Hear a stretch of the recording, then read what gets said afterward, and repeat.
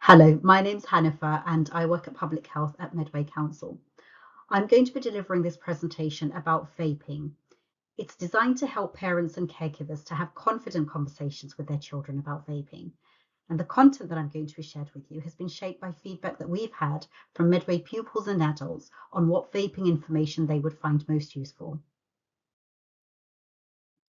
In this session, we'll be covering why it's important for us to be better informed about vaping and the different risks that exist for young people who use vapes. We'll look at the different types of vapes and how they work, the legal restrictions or requirements that apply to vaping, and suggestions as to how you might want to raise the topic of vaping with your child. There'll also be some information about where children and young people can go if they need more information about vaping. And finally, we'll share with you a little bit of information about some more work that's being done by central government and some more resources that are going to be coming out soon. Let's start by looking at why youth vaping matters and what the risks are to young people. In Medway, the public health team recently talked to young people, the professionals who work with them and with parents, to understand what they think about and know about vapes. We found that across the parent and professional samples, few felt knowledgeable about vapes, yet young people mainly look to schools and their families for information. We learned that parents can feel anxious about coming across as preachy when talking about vaping, and that there's a worry that by having a conversation, parents might unintentionally encourage the behavior. Parents who themselves vape can sometimes hold back from talking about the subject simply because they think that it might fuel the child in trying to get the parent to stop vaping. Parents who vape also feel it might be hypocritical of them to tell their children not to do it while they themselves are vaping. Both parents and young people said that the current messaging around vaping and smoking can be easily misunderstood, and it can lead to people thinking vapes are not bad and that they might even be harmless. There is a feeling that there isn't enough information about any long-term harms of vaping, and this can lead to young people dismissing the risks. This graph shows the percentage of young people in Great Britain who've tried vaping and those who currently vape. And the good news is that the gap between the blue line, those who've tried vaping, and the orange line, those who currently vape. And what that's telling us is that not everybody who tries vaping carries on. There was a spike in vaping use or experimentation around 2014 and 15, and that matches up with a point in time when newer vaping devices came onto the market and more flavor choices became available. And you can see that there was another spike around the start of COVID when vaping experimentation went up from 11% to 20%. Vaping use in young people has stabilized since then, and things like peer pressure and flavor choices can drive people's decisions. A lot of young people were using single-use vapes, and again, a bit of good news here in that single-use vapes were banned in June 2025. So that makes the options for young people, that provides fewer options for young people and makes vaping a little more difficult to engage in. There is some confusion about whether vapes are harmful, especially whether or not they are more or less harmful than tobacco cigarettes. This confusion can be driven by or made worse by the type of news and media reports people are exposed to. It's important to remember that media sources are driven by the need to sell stories and to make profit. And this can sometimes mean that the information conveyed is biased, or it may not be accurate, or it may be incomplete. It's therefore important to use reliable and evidence-backed sources of information that enable us to dig deeper behind the headlines. Vapes are a really useful tool to help people who smoke to quit the habit. They're a safer alternative to tobacco cigarettes. However, they still carry health risks. It's a little bit like saying wearing a helmet makes riding a bicycle safer, but it doesn't make falls and accidents harmless. So the main message here is that safer doesn't mean safe. And vapes should only be used by people who smoke and who want to quit. They definitely shouldn't be used by people who don't smoke, and especially not by young people. Let's have a look at why vapes are harmful to young people. Well, firstly, they contain nicotine, and nicotine is highly addictive. The Royal College of Physicians says that it's as addictive as heroin and cocaine. And people who start using nicotine products think they're in control of when and how often they use it. However, every time they use it, they're artificially stimulating their brain to release a feel-good chemical called dopamine. And it's dopamine that gives us feelings of pleasure and satisfaction, a bit like how we feel when we get a present, go shopping and buy something new, eat tasty food, or even do some exercise. The brain becomes used to this regular and artificial release of dopamine and soon expects it to continue, thus rewiring the brain. In between nicotine doses, dopamine levels go down, and because the brain wants more of it, people start feeling sensations of agitation, anxiety, and restlessness. And these feelings get in the way of people focusing on what needs to be done because they're constantly thinking about getting their next nicotine hit. Now, this is what's known as withdrawal symptoms, which people who use nicotine describe as stress. So withdrawal symptoms include things like trouble sleeping, headaches, and low mood. Some young people say that they vape to alleviate stress, but nicotine doesn't reduce stress. Instead, it makes stress worse. Nicotine provides a quick buzz that feels relaxing for a moment, then when it wears off, it makes a person feel more anxious, stressed, or moody. Young people carry on vaping not to relax, but to stop the stress that nicotine caused in the first place. The impact of nicotine on young bodies can be particularly harmful. Young people's brains are still growing and developing. And what nicotine does is it artificially stimulates the release of feel-good hormones that adapt the brain and make a person feel like they need that nicotine all the time. It interferes with the body's ability to create its own dopamine, and it makes it harder for people to function without it. In effect, what it does is that it alters the baseline level at which people start to feel stressed. Young people's lungs are also still growing, and vaping releases chemicals into the lungs which could be harmful and which could cause irritation. And it can lead to things like coughing, wheezing, or feeling out of breath. It can make asthma worse. Vaping makes it harder for young people to perform at their best in sports. There are also additional risks that people can experience with vaping, and that comes about through things like overheating the liquid in vape devices, and we'll be talking more about that in a moment. So in addition to the harms we've already mentioned, there are some other risks to consider. Things like getting the largest number of puffs out of a vape. This is sometimes referred to as bigger puff vapes. Now, in the UK, the law doesn't set a limit on the number of puffs people can get from a vape, but it does place a limit on the tank size and the amount of liquid that can go into a tank, and also the strength of the nicotine. This means that most legal vapes shouldn't exceed 600 puffs. And if a vape is providing more than 600 puffs, it's likely to be illegal, and it may be exceeding legal limits for how much nicotine and liquid is allowed.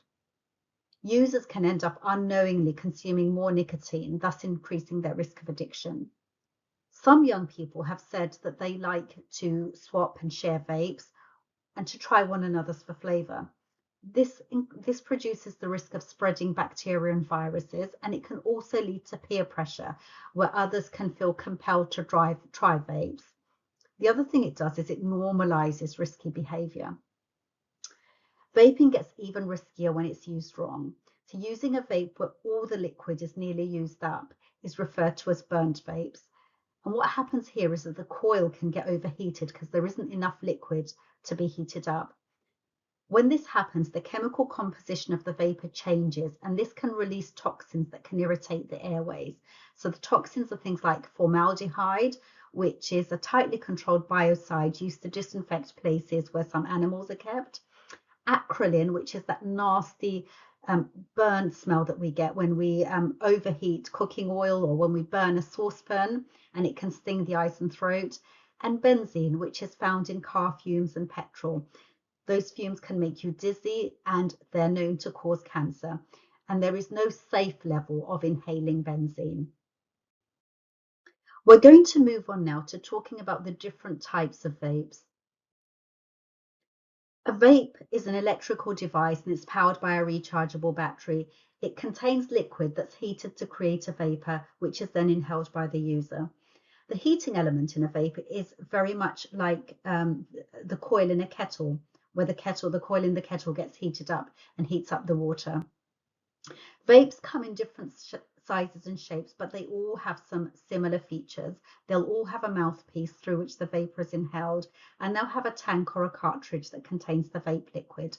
The vape liquid is sometimes referred to as e-liquid or juice. As we've said, there's a heating element, which is the coil, and a processor that helps with precision and temperature control. Some vapes will have on and off switches, whereas others are activated simply by inhaling on the device. There are bulkier models, which we can see on the left-hand side of the screen, the red and the black models, and these tend to come with additional features like more powerful batteries and different power settings. And the tanks allow the user to mix their own liquids and to be a little bit more creative about how their choice of liquid. Some of these devices will also have things like puff counters and downloadable software. The more compact models that you can see from the middle to the right, which can look like pens, USB sticks, or little pods, they tend to come with refill cartridges which contain e-liquid. When the liquid runs out in that cartridge, the cartridge is disposed of and a new cartridge is inserted. They're much simpler to use and they have smaller batteries and they don't offer the different power settings. Single-use vapes were banned in the UK on the 1st of June this year. So all vapes that are sold in the UK now have to be refillable and rechargeable. And one of the reasons that single-use vapes were banned is simply because a lot of young people have said that those are the vapes of choice for them.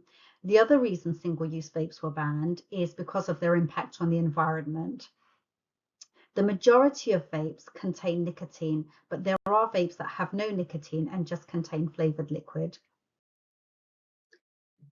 There are some key differences between tobacco cigarettes and vapes.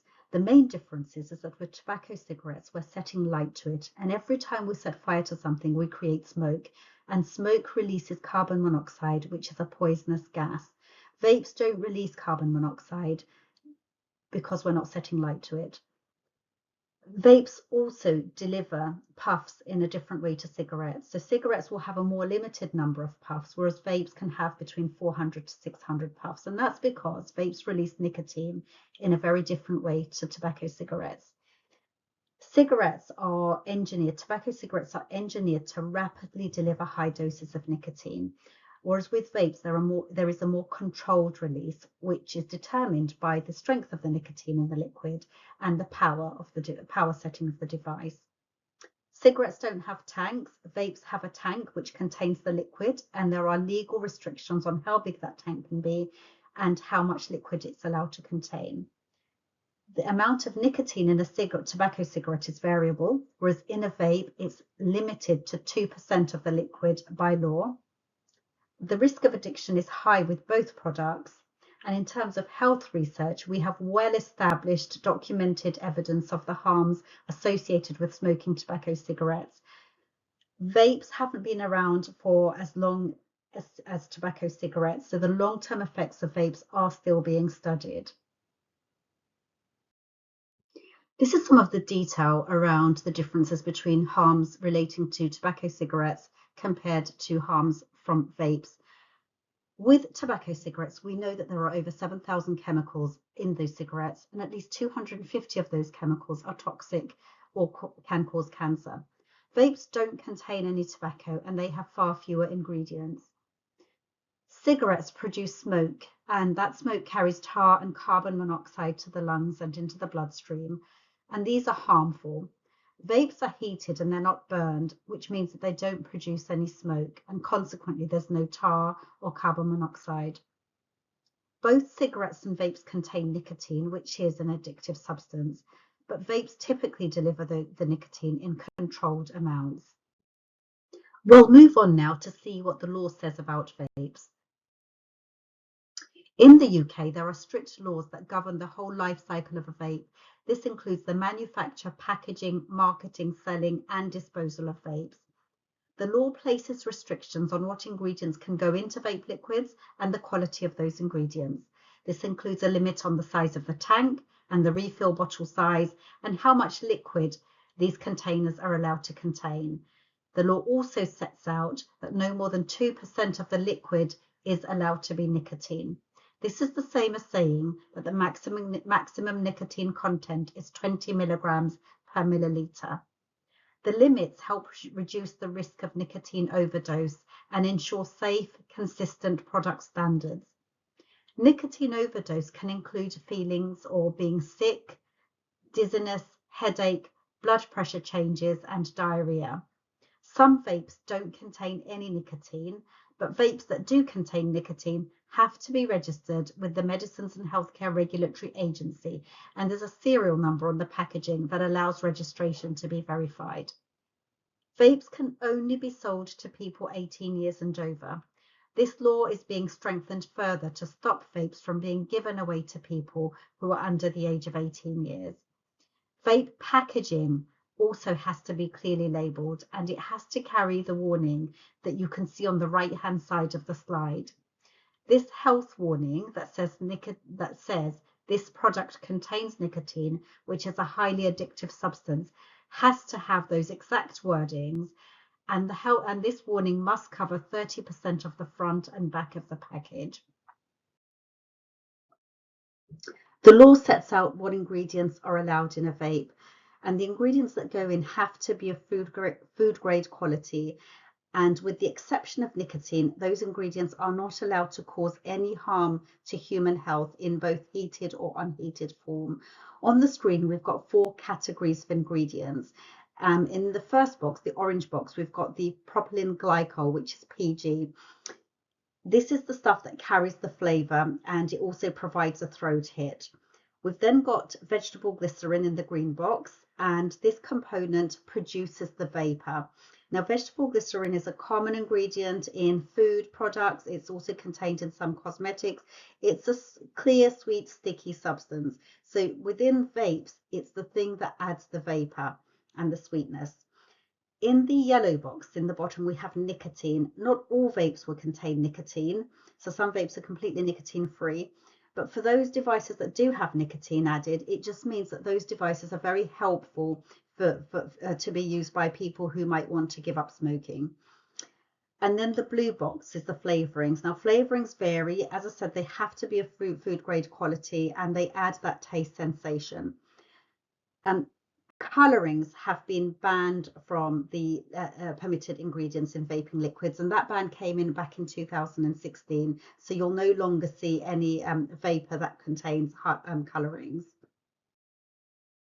It's currently against the law for nicotine containing vapes and other nicotine products to be sold to people under the age of 18 years.